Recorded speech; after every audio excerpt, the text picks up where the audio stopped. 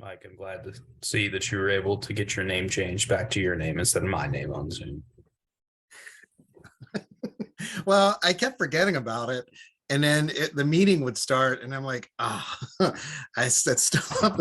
So I didn't want to like finagle around with it during the meeting. So I fixed it afterward. I've seen people with some interesting names during meetings. Well, it got confusing there for a bit when Mike and I were both Austin Gastro because Mike had to run a meeting one night when I wasn't there and was using my account, and people were asking for Austin. We're like, well, which person? When I sign, if I'm using a meeting that somebody else has set up, the account's in somebody else's name. It's our office manager person, and everybody's looking at it. And who is June? And yeah. Yeah, I like going by various aliases depending on, how extreme the subject is. So I decided to disguise myself as Austin for those meetings because I just let him be the lightning rod for all the critiques. Okay, that works. Well, we'll give it a couple minutes here, let some other people join, and then we'll get started.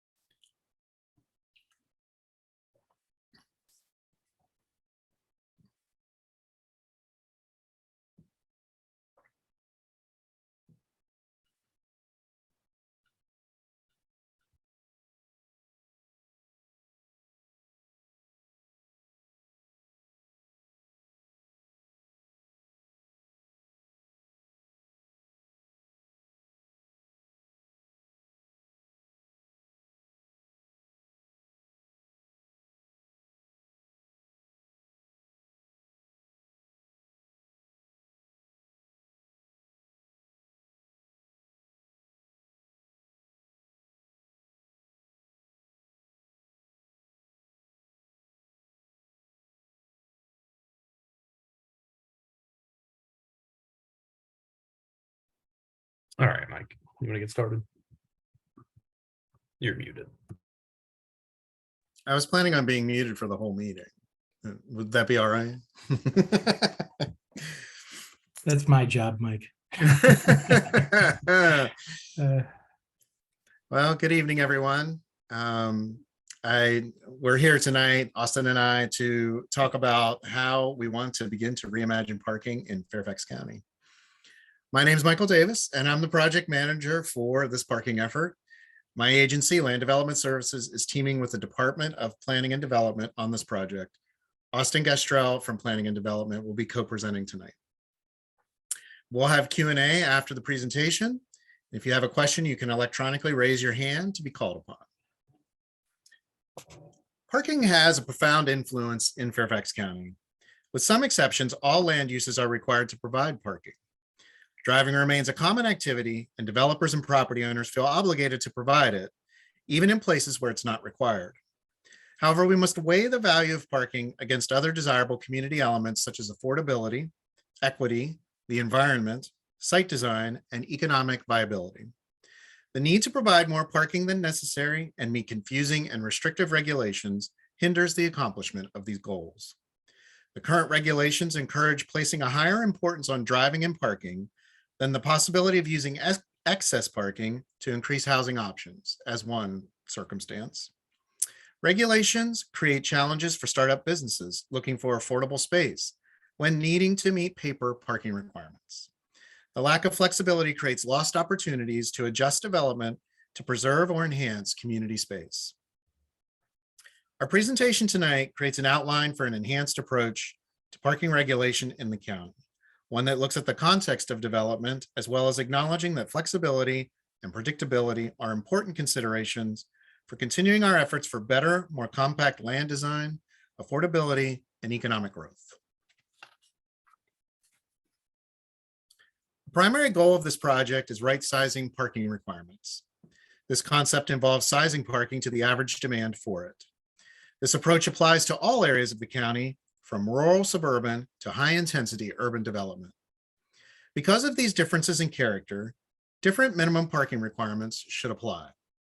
In lower density areas, we propose conventional approaches to parking, but want to avoid burdensome requirements.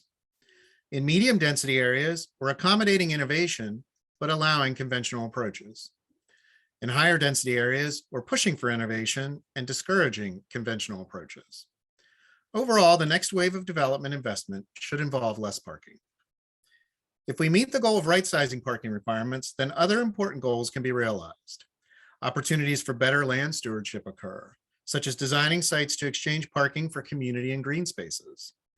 Less parking with better land design, access to multiple transportation modes, and a mix of uses dampens the need and desire for personal vehicle travel. From an administrative point of view, simplification and flexibility in our parking requirements is expected to create opportunities beneficial to the community. While we strive to right-size parking and requirements, we also know there are places and uses that present parking challenges. This project continues to evaluate options to address those issues. The Parking Reimagined project is intended to examine and adjust parking requirements and processes to provide community benefits. In our effort to create places where people want to be, autos and parking must have less influence in design. The Cap One site in Tysons, the Mosaic District in Merrifield, and Reston Town Center are great examples where a walkable, compact, mixed-use urban design has taken precedence over street-oriented surface parking lots that create a vehicle gulf between the roadway and the place you want to be. These Main Street and urban, rail and transit accessible places are as much a part of the county's fabric as low-density, tree-covered residential suburban development. Both places, and the arc of development in between, offer desirable characteristics for living, work, and entertainment. The county needs a balance to thrive, and this includes something as mundane as parking requirements. Our population is diverse. Some want to live in areas where personal travel in cars is unimportant relative to being surrounded by urbanity. Others want to live in a community where green spaciousness is worth the trade-off of driving to access even basic goods and services. This approach to parking seeks to acknowledge and respect these diverse perspectives. Further, we want to diminish obstacles to business opportunities. Meeting arcane parking requirements and rates designed for more car-centric activities of 30 to 40 years ago constrains new business ventures, reinforces poor land and environmental management activities, and creates opportunity costs for uses that will provide community benefit, such as more affordable housing. All of this helps the county succeed.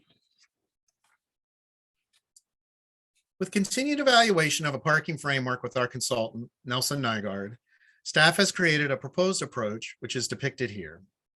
With the intent of right-sizing parking, this is particularly important where the densities and intensities of development allow for greater innovation and approaches. Thus, this map shows a concentration of areas subject to lower parking requirements. At least 90% of the county's land area will remain subject to baseline requirements with some proposed modifications.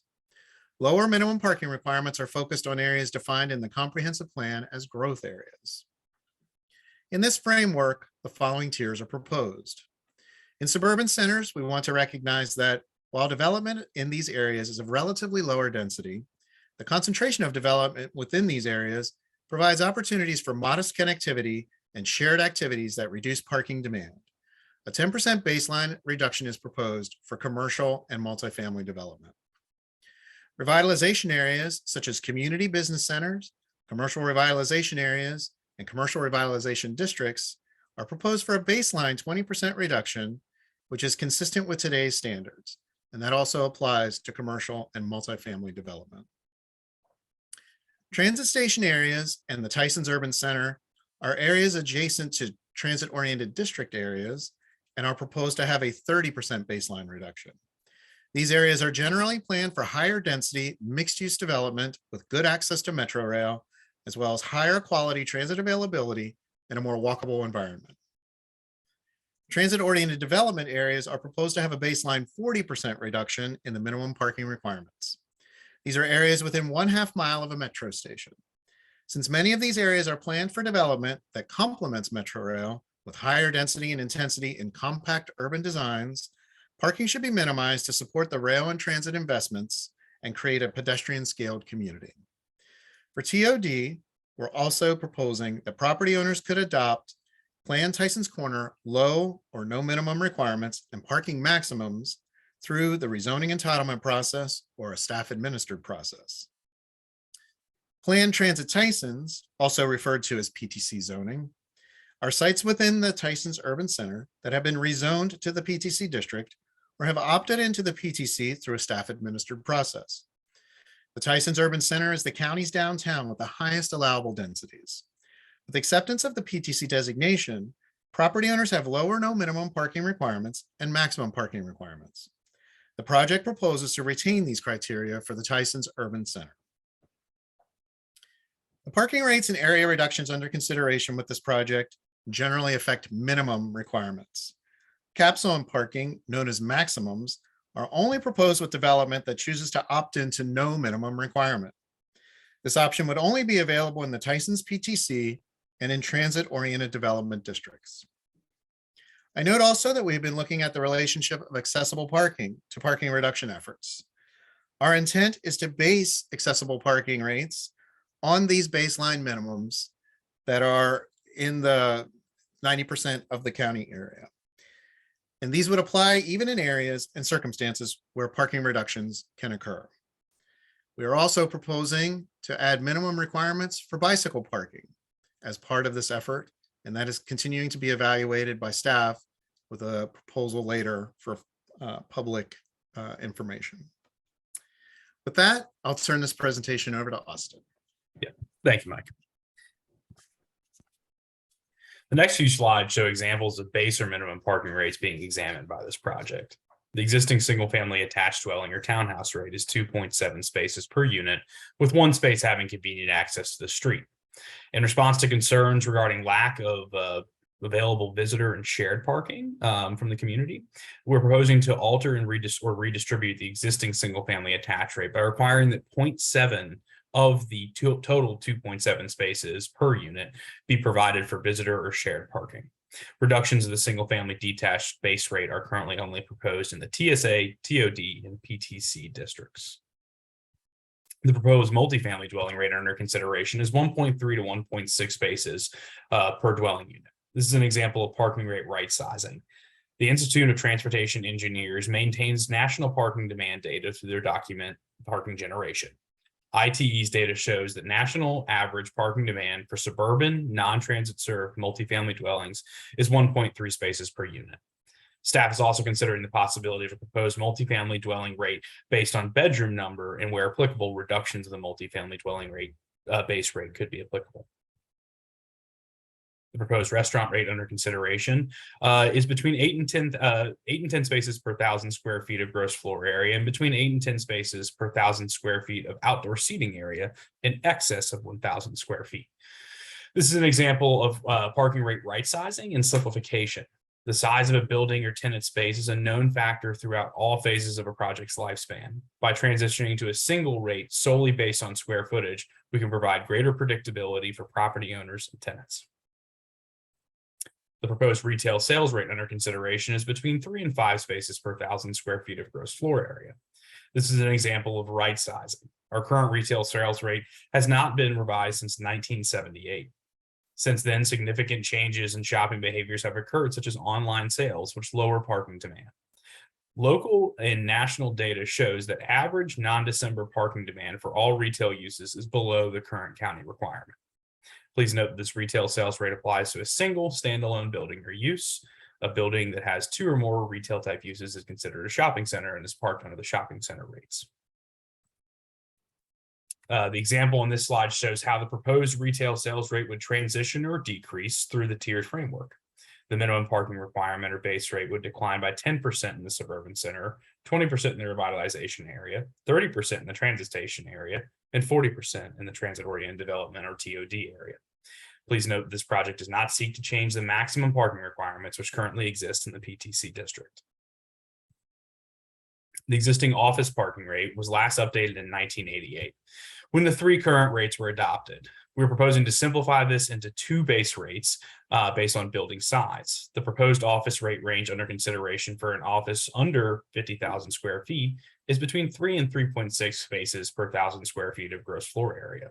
And the range under consideration for an office over 50,000 square feet is between 2 and 3 spaces per 1,000 square feet of gross floor area. Similar to retail uses, office parking demand has changed in the last 35 years. Remote working and flexible in-office schedules were becoming more commonplace before the pandemic, lowering average parking needs for offices. Further within the county, rail and bus transit services have expanded, providing travel alternatives. National survey data demonstrates that average parking demand for all office types is less than the current county requirement. This example shows how the parking requirement for an office over 50,000 square feet would translate through the tiered framework. The minimum parking requirement would decline by 10% in each tier from the proposed base rate all the way to a transit-oriented development. This is also an example of right sizing of a minimum parking requirement. The proposed warehouse rate shown is an example of rate simplification. Many industrial uses have a parking rate based on a number of employees or company vehicles, but a minimum of 1 space per 1,000 square feet of gross floor area. We're proposing to simplify this rate by basing it on the square footage of a building or number of employee, whichever is less. The size of a building can be determined at all phases of a project's lifespan, and parking supply can be sized accordingly. Number of company vehicles is not constant, which can require excess parking to be provided. A requirement to provide additional parking can create hardships and prevent establishment of new businesses. Basing of the proposed rate on square footage or number of employees, whichever is less, also allows for flexibility to address specific needs of a certain business while also reducing conflicts which can arise when new tenants propose to take over existing spaces. We have clean and strike-through versions of all of the proposed rates by use category currently under our webpage. On our webpage, they can be found in the Documents tab. Again, all of the proposed rates that we currently have for uses are up on the webpage, and we encourage you to go onto the webpage, go through these uses, and give us your comments of what you believe, what the parking rates are and what you believe they should be, or if you have any edits that you do propose. Since the kickoff of this project in October of 2021, we have conducted nearly 60 project meetings, which include supervisor-sponsored town halls, individual project meetings with all board members, as well as meetings with board advisory committees, community service groups, community associations, industry groups, and internal county agencies to discuss and seek feedback on this project. Since January, we met monthly with our community project work group to discuss elements of our proposal and gain their perspectives. These discussions have been important in modifying our proposals and framing our public discussions of them. Our initial public outreach period focused on values and rationales associated with this project. Our current phase of engagement is intended to give the community the ability to react and comment on tangible proposals. The updated timeline, project timeline before you shows our goal of bringing a completed proposal back to the Planning Commission and Board in early of 2023.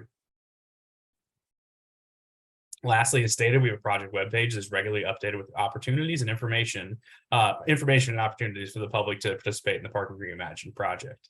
Thank you for their time, and we're happy to answer any questions you may have regarding the project.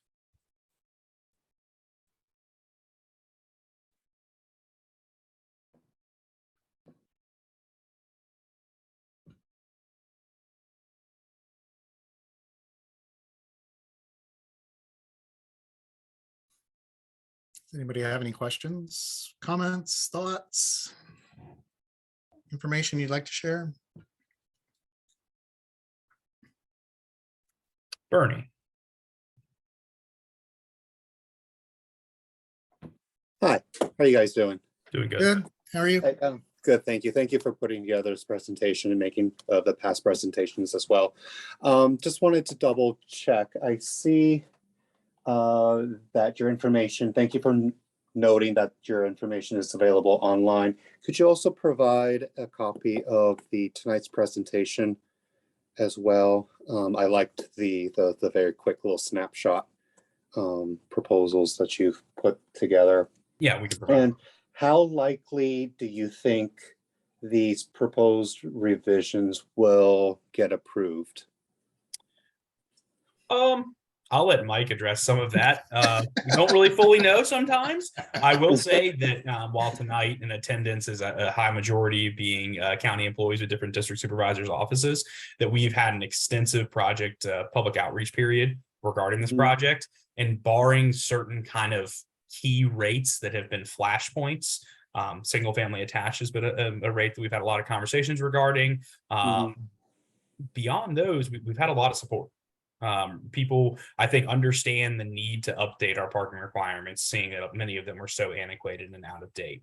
And they also see the importance of the community benefits that can come out of right sizing parking, allowing for development in some areas, allowing for for community revitalization in other areas, and reducing hurdles to establishment of new businesses. Right. And I'm a huge fan of right sizing, especially retail requirements. I feel that's, as a planner for a very long time, it's just a huge waste of land for the parking lots. If you're, like you pointed out, non-December months, there's a lot of the parking lots are just sitting empty, and it's a huge detriment to the environment.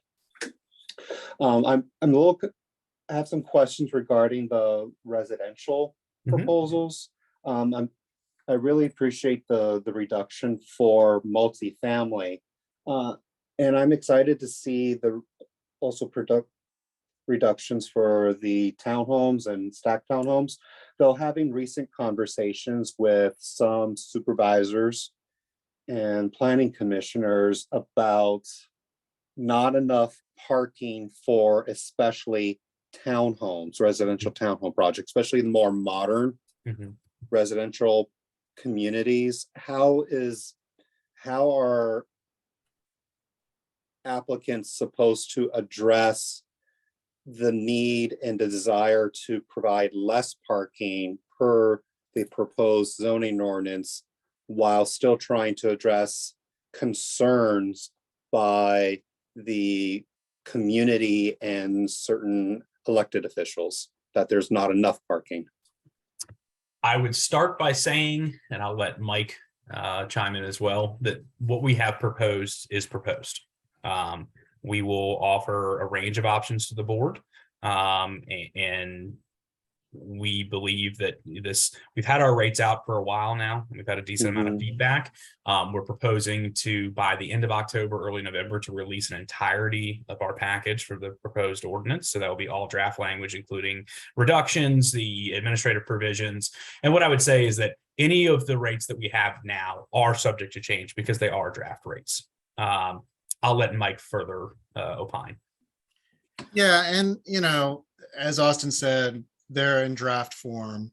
But one of the things we were trying to be cognizant about when we were looking at that product, and there are two housing products that have been kind of the linchpin for most of the discussions about residential, and that's townhouses and stacked townhouses. And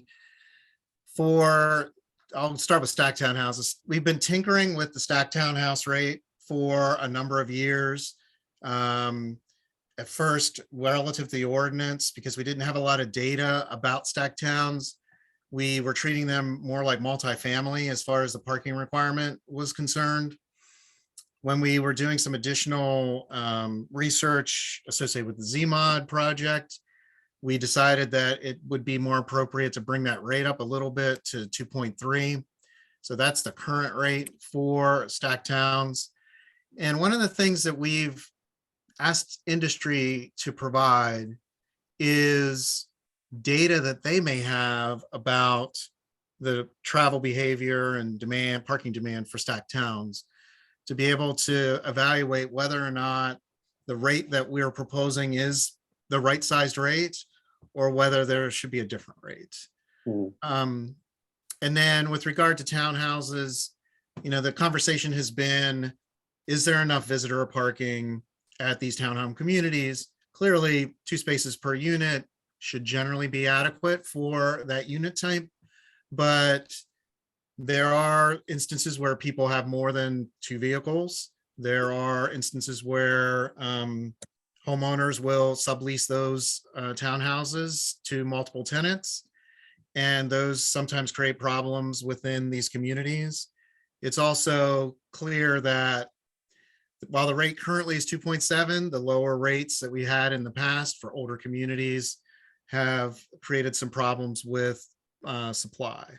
So I guess to address both of those unit types with regard to this parking proposal, one of the things to keep in mind is that as we've discussed the tiered framework, some of that tiered framework also applies to townhouses and stacked towns, in the sense that in these higher density areas, we're looking at a little bit lower rates for those types of uses. And there probably could be more flexibility as we look in those areas than in the base rate.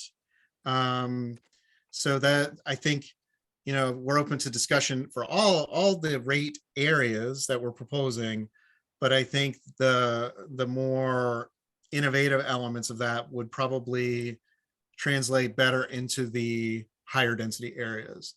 Right.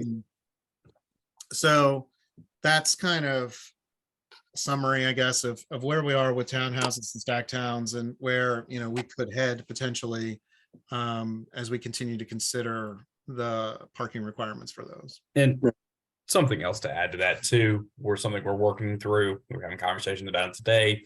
We're going to have future conversations about it before we release our proposed draft text, is that currently, if you have an older townhouse community, and this was an issue that's come up in a lot of conversations with the community, is that's great, you're going to change the townhouse rate, but how does that impact my existing townhouse community, which doesn't have enough shared parking, doesn't have enough visitor parking? I'm having to walk, X far to get to my house. I had to park on the public street somewhere half a mile away.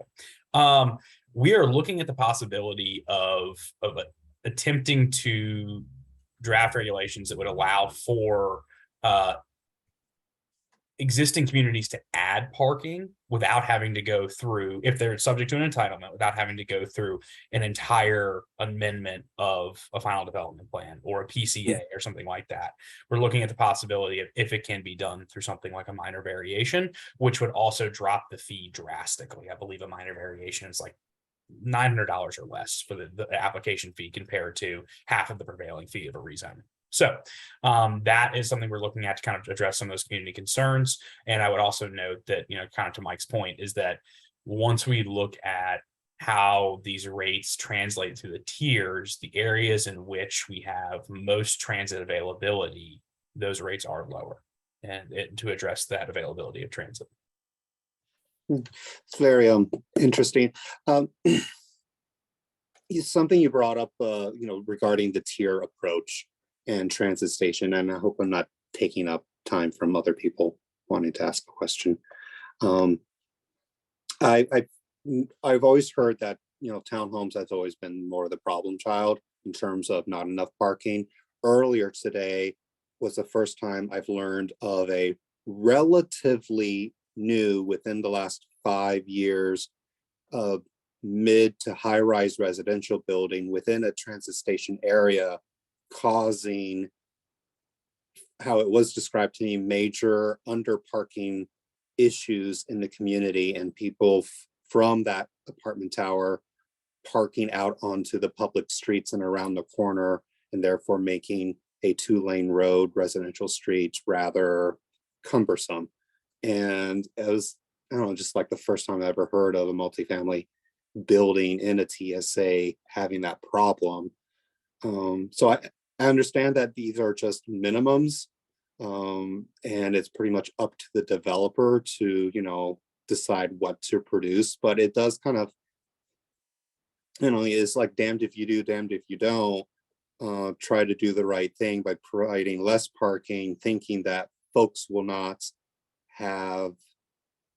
bring in as many cars, but then turned around as like, wow, there's too many cars for this building and it's flooding the neighborhood. I don't know, it was just, it kind of wowed me this morning, because like I said, I've never heard of that being applied to a multifamily residential building in a TSA. Well, it'll be interesting to get more details about that particular site and the dynamic that's going on.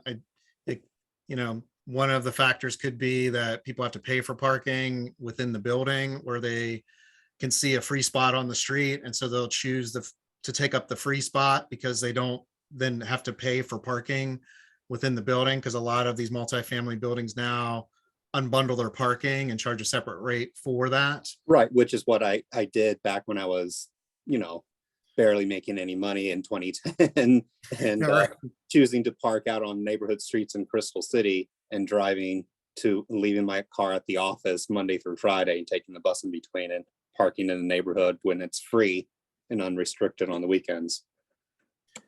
But if you have more details about that, Yeah, you can share them with me offline and we can kind of look at that, because I would be interested in understanding. Right. It's not a project it's not a property I'm involved with. It was just, I have another property nearby and it was brought up, this property just down the street from my client's property is like having this issue, like, oh, wow, that's news to me.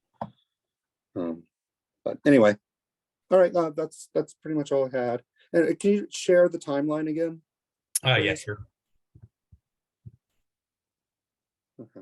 And so just again, kind of going a little farther into this, that our goal right now is that we will be end of October, beginning of November, having a complete draft text out to the public. Rates are one thing. We can look at rates kind of by themselves, but the text of the ordinance itself, you kind of need everything to review it. And so we've been over the last couple of months really deep diving into drafting that text. And so look forward to getting that out to the community and having about a 1-month comment period for the public that we're going to use public input. We're going to use other different types of modes to just kind of get that out in front of the community. And then coming back to the board's land use policy committee currently on the 22nd of November, and then coming to the land use process review committee on December 1st, which that will be under our first round of that draft. And then of course, making edits to that draft after our first round of engagement on it. Okay, cool. Thank you so much. I appreciate that. No problem. Anybody else have any comments or questions? Yeah, this is Mike Weng with Supervisor Pelchek's office. Had a real quick question, kind of beyond the existing timeline, whatever the board might choose to approve here. Is there a plan to monitor any implementation as far as, as projects get built out to the new rates? That's an interesting question. I think, I don't know. I mean, part of it is getting our arms around, I guess, what we would monitor. I think I'm just speaking off the top of my head to respond to your question, but we'd probably have to have some sort of list of metrics or something like that we would track over time to see, how this is operating. It's probably something that we should be thinking about. And we're just now starting to have some conversations since we've gotten to this point with the project, and we think we're going to be, I think as Austin had indicated earlier, it looks like a lot of these changes will actually come to fruition, at least in the general sense. We're starting to talk about, how we're going to implement this and so forth. And so I think probably developing those metrics as part of that effort would be a thoughtful idea. Terrific. Thanks so much. And I think some of it's somewhat tough off the surface when we look at like an 18-month review period to report back to the board on different topics, and seeing that this is really a long-term planning type of amendment in most ways, it may be kind of tough in a shorter period of time to get quality data on that. But I know it's something we've thought about. Something that I do think we could, that will be tangible is, with removing some of the hurdles administratively, just kind of seeing in certain areas, and it's to be something that's hard to quantify, but we can relatively comfortably say that by removing certain hurdles, we will see less issues at time of issuance of occupancy permit that previously were. So currently we're proposing things like, if you're a tenant coming in to get an occupancy permit and you're in let's just say you're in an industrial complex and your tenant space needs 12 parking spaces per your use, but you only have 11 parking spaces to show on that parking tab. Currently, we would say that you have a couple different options, but most of the time you're going to have to go through a full parking tab before we can get you an occupancy permit issued. What we're proposing is that in those types of instances that there would be a level of flexibility to allow the use to go in without, when it's a small number of a discrepancy, to just allow the use to go in instead of holding it up and requiring them to do a full on parking tab in those instances. Further, I would say that, some of the things we could see is just, we're incentivizing EV. We're trying to promote EV installation where possible. And I think most important, well, not most important, one of the most important parts of this as well is the implementation of minimum bike parking requirements. It's not something that we currently have. That will be our proposed rates for minimum bike requirements will be out again in that late October, early November timeframe. And that is new. We've never done that before. We've had guidelines towards it, but actually having minimum requirements for bicycle parking.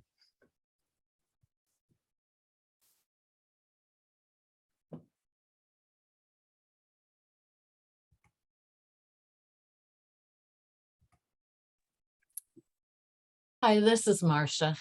It seems to me that it's going to be a fair amount of time before you can actually determine the effectiveness, because this is done when an application is filed, right? So then they would have to go through site plan and they would have to go through construction. After that, they have to get occupancy. And then it's only after that point that you can really determine what the parking is. So Yeah, and that is true. One of the things I was thinking about when I was considering Mike's question is we've gotten data demand, just from the standpoint of straight up parking demand, we've gotten data that helps support the recommendations that we are making. So part of that is there's a little bit of a built-in element that you could be able to say, okay, well, this is how it's going to be effective if you reduce these rates, for example, or if you make these changes. So, I mean, there is some information out there. It's just, as you said, it would have to accumulate over time to be able to understand the full effect of all the different changes that we're making. What we're doing, what we've already put out there with regard to the tiered framework and the rate modifications are pretty substantial. So there's a lot of that. And then the ordinance language itself, there's some changes in that as well that would have some substantial effect. So all of that combined, it's like, which item do you pick to try to see how that translates into something that has a measure of effectiveness. But personally, I would like to know that what we're doing is having the desired effect. So however we can figure that out would be helpful, I think.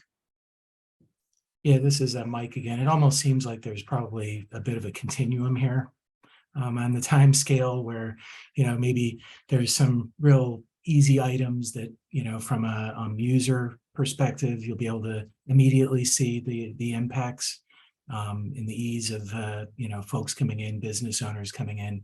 You'll be able to measure that or see that pretty readily, I think. But Right. I think Barsha's dead on as far as the fact that this could be many years out as far as some of these rates. But you're right too, Mike, that the demand profiles that have helped to inform some of these modifications are front loaded in some of the assumptions that you all have made.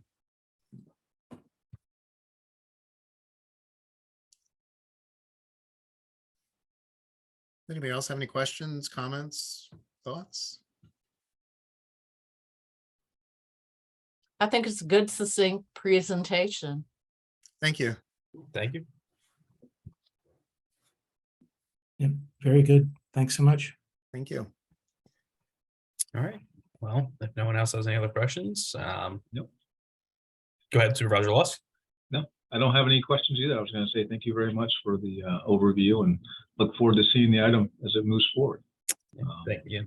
Absolutely. Thank you. And one thing I was going to mention is that before we get off is that when we do get that out, that entire draft text out, we'll of course send it to all the different board offices and the board members of board offices that are on currently tonight. When we do send that out, if there's community members or groups within your districts that would be interested in that, we just highly suggest that you send them those links, because we are attempting to get as much feedback from the public as we can, our entire draft text. Got it. All right. Well, thanks, everyone. Thanks for your time and thanks for your participation tonight. Thanks so much. Enjoy the rest of your evening.